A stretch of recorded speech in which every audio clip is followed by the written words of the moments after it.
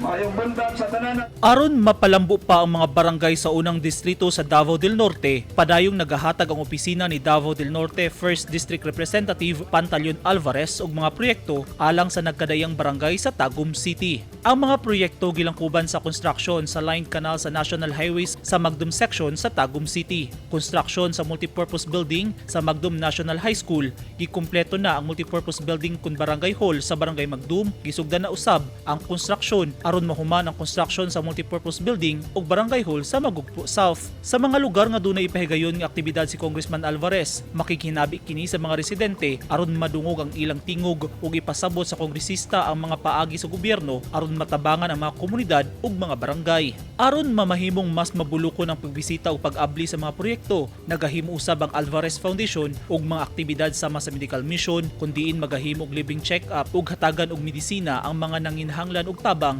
Dunay libreng patupis sa buhok, paghatag og mga serbisyo sa mga lumulupyo.